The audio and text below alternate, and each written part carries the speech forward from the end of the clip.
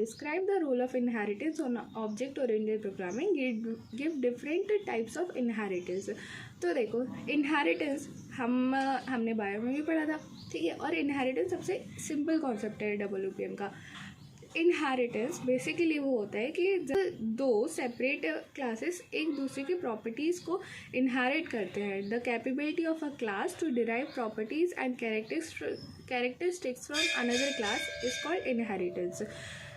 यही चीज़ मैंने अभी बोली, ठीक है। जब एक क्लास दूसरी क्लास की प्रॉपर्टीज़ को अपने अंदर प्रॉपर्टीज़ और कैरेक्टरिस्टिक्स को अपने अंदर इनहेरिट कर लेती है ना, ले लेती है, मतलब हाँ। तो जैसे ऐसा होता है ना कि बायोलॉजी में हमने पढ़ा था कि जो चाइल्ड रहता है उसमें अपने पेरेंट्स की कुछ प्रॉपर्टीज़ जो रहती है वो इनहेरिट हो जाती हैं, ठीक है। तो ये सारी चीज़ें हैं, इसके आप डिटेल में पढ़ लेना। आई होप ये आपको समझ में आ जाएगा, ठीक है। और इसमें इसमें एक होती है बेस क्लास और एक होती है डिराइव क्लास। तो जो डिराइव क्लास रहती है वो किससे इनहेरिट करती है? बेस क्लास से। ऐसे इसके टाइप्स भी है, single inheritance, multi level inheritance, multiple inheritance, hierarchical inheritance and hybrid inheritance. अभी इसको हम डिटेल में समझते हैं, ठीक है। तो in a single inheritance a class is allowed to inherit from only one class. One sub class is inherited by one base class only. तो सिंगल इनहेरिटेंस नाम से समझ में आता है कि इसमें एक बेस क्लास होगी, एक डिराइव क्लास होगी, और कोई तो है नहीं, तो वो आपस में ही इनहेरिट करेंगे ना यार, बेस क्लास से डिराइव क्लास इनहेरिट कर लेगी। इसको हमारा सिंटेक्स है। इसको कोड में आप इसमें कुछ भी कोड लिख सकते हो, इसलिए मैंने सिर्फ आप अपने मन से कोई अच्छा प्यारा सा कोड लिख के फिर मुझे कमेंट में बता देना, ठीक है। और बाकी ये चीज़ है, सिंटेक्स देख लो इसका तो याद रहेगा। बस कुछ नहीं, दो क्लास बनाना है, ठीक है। और अपन को क्या करना है, क्लास बी को इनहेरिट करना है, प्रॉपर्टीज़ किसकी? क्लास ए की। तो उसको ऐसे लिख देंगे सेमीकोलन लगा के। तो चीज़ क्या होगी कि इससे हमें ये पता चल गया कि क्लास, हाँ, तो इससे हमें पता चल गया कि क्लास बी ने क्लास ए की प्रॉपर्टीज़ को इनहेरिट कर लिया है। ये हो गया हमारा सिंगल इनहेरिटेंस। अब बात कर लेते हैं multiple inheritance. Multiple inheritance is a feature of C++ where a class can inherit from more than one class.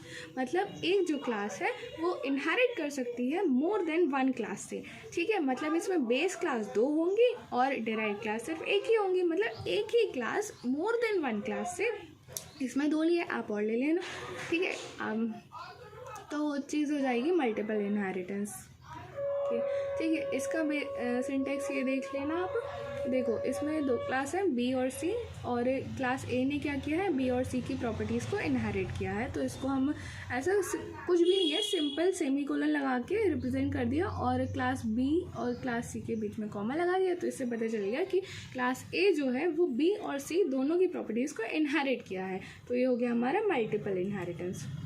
अब बात कर लेते हैं मल्टी लेवल इनहेरिटेंस की। In this type of inheritance a derived class is created from another derived class. मतलब जो derived class एक हमको मतलब एक डिराइव्ड क्लास क्या होती है, वो उसने किसी और की प्रॉपर्टीज़ को इनहेरिट किया, किसी बेस क्लास की प्रॉपर्टीज़ को इनहेरिट किया, फिर उसने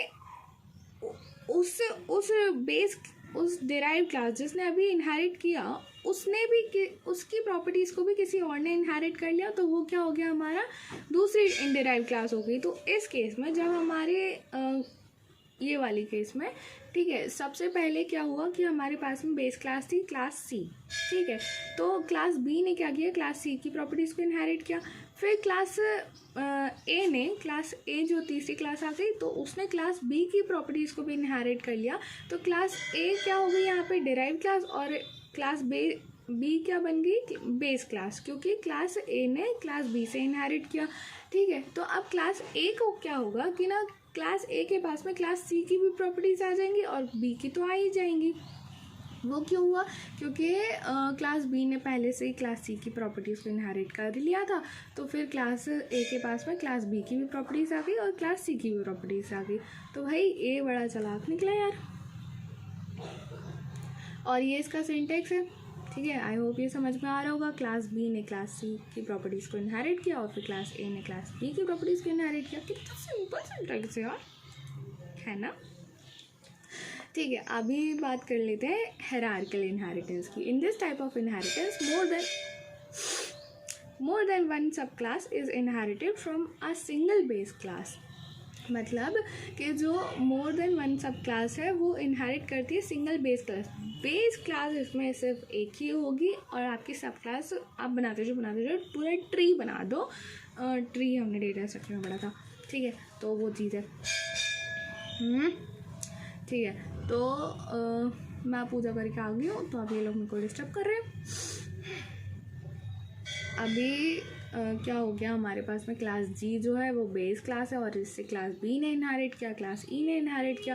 क्लास बी से बी की प्रॉपर्टीज़ को किसने इनहेरिट किया, क्लास सी ने और क्लास ए ने, ठीक है, और क्लास ई से किया क्लास डी ने और क्लास एफ ने, ठीक है। तो ये चीज़ सिंटेक्स में भी लिखी है, आई होप ये समझ में आ रहा होगा। अपने मतलब सिंटेक्स के अंदर आप कुछ भी अपना बॉडी लिख सकते हो, इसलिए ये आपको सिंटेक्स बता रही हूँ, ताकि कोड बताऊँगी ना तो शायद उतना क्लियर नहीं हुआ और फिर वीडियो की लेंथ भी ज़्यादा हो जाएगी। तो फिर मैंने सोचा कि यार सिंटेक्स बता दो सीधे से, कोड तो आप लिख ही सकते हो, इतना समझदार तो हुई। ठीक है, तो अब बात करते हैं हाइब्रिड इनहेरिटेंस। ये इसको हम वर्चुअल इनहेरिटेंस भी कहते हैं। क्यों?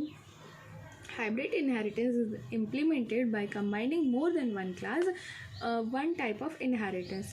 तो जो हाइब्रिड इनहेरिटेंस होता है वो दो टाइप ऑफ इनहेरिटेंस को कंबाइन करके होता है, बन जाता है, ठीक है। और वो दो इनहेरिटेंस कौन से होते हैं, मल्टीपल और हायरार्किकल। देखो मल्टीपल में हमने देखा था कि मल्टी लेवल नहीं, मल्टीपल में हमने देखा था कि जो बेस क्लास रहती है वो एक से ज़्यादा हो सकती है।